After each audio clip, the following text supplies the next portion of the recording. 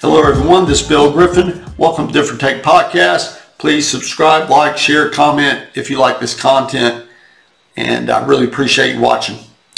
This is part 2 of the second episode on the big 3 television networks and the way that they, or just the sheer number of times and specific lies that come to my mind that I wanted to share with folks. You can take audio, video, and manipulate it in such a way that it can be very, you can paint a story, and they often, in the news business, they often use the word narrative.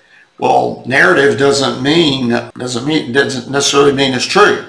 So they can manipulate video and audio to portray a narrative that isn't true if they want to. This is aside from bias. We all know that they're biased. That's no question about that. Every organization has some sort of bias, but every news organization. But the problem that I have is just the deceit. It's very deceitful. Practices that have been going on for a long time. One of the more recent big lies is the Jussie Smollett story. And you all know the story, but this is an interview that was done with ABC News, Robin Robert. If you notice Robin Roberts' demeanor in this interview, and their questioning is awful because the story made no sense, and she doesn't press him. It's embarrassing. It would be embarrassing to most people, but not to ABC, CBS, NBC. Those programs do this all the time. She has this look. Oh, I believe you. That's the look on her face. No doubt about it. It's just embarrassing. It would be embarrassing to most people, and it's amazing that people still consume these programs. Look at this tweet from Kamala Harris, our vice president. President Trump was the president at the time. Jussie Smollett did this. He wouldn't have done this in pulled this prank at any other time. Just a complete agent for Donald Trump, thought he could get away with it. Kamala Harris tweet, "At Jussie Smollett is one of the kindest, most gentle human beings I know. I'm praying for his quick recovery. This was an attempted modern day lynching. No one should have to fear for their life because of their sexuality or color of their skin. We must confront this hate." Okay, she knew she could do this and get away with it. That it may not be true. She didn't care whether it was true or not. And because she knew that the ABC, CBS, NBC, which is the dominant information market for most people still in this country, she knew she could get away with this and she wouldn't be challenged later. But when you look at this tweet, it's interesting that she says that we must confront this hate. And I've talked about this several times. How do we do this? What does that mean? First of all, in this case, the only hate was from Jussie Smollett. She's not talking about that, is she? She's not talking about that. So it's only certain kinds of hate that she's talking about. But the media don't point these, the big 3 channels don't point these things out. The Jussie Smollett coverage was a lot more time prior to being found out that the whole thing was a setup. Next big lie I want to talk about, this is actually on cable news, CNN. You may remember Joe Rogan interviewed CNN TV doctor Sanjay Gupta, and Sanjay Gupta, after being forced pretty much into a corner verbally, Joe Rogan has him admit that CNN should not have made the claim that Joe Rogan was taking horse medicine instead of people medicine. And this is what Don Lemon says to Sanjay Gupta like the next day or so. Take a listen. So very important. I know it's in large part a tongue-in-cheek interview, because it's Joe Rogan and there's you're jockeying back and forth. But he did say something about ivermectin that I think wasn't actually correct about CNN and lying, okay? Ivermectin is a drug that is commonly used as a horse dewormer.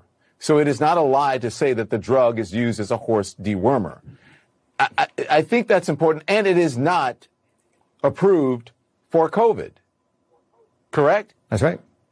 That's correct. So this is sort of like when you have a teenager who, when you quiz them about something they did, and they give you the story, which isn't, they're clearly trying to deceive you, the parent, and but one element of it's true. So if one element's true, that makes the whole thing true. That's what Don Lemon reminds me of as a teenager who's trying to pull the wool over the eyes of the parent.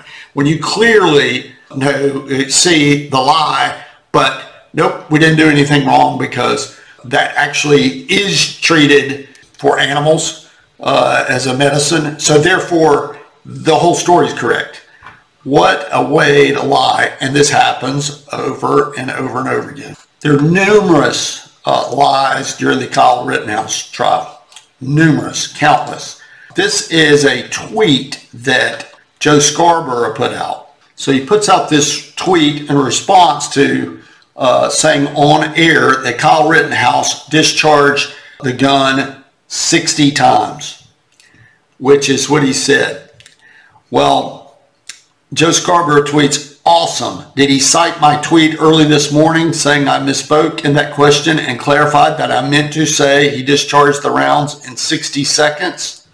Or that I repeated that and corrected myself on Morning Joe 10 hours before his closing argument? I'm guessing he didn't. Joe Scarborough is a known liar. He lies. He lies constantly, and he's sloppy also. So sometimes he's just telling you things that aren't true because he doesn't care whether they're true or not, which is a lie. When you don't care, a lie is an intent to deceive, and when you do not care whether what you're saying or not is true, that is a lie.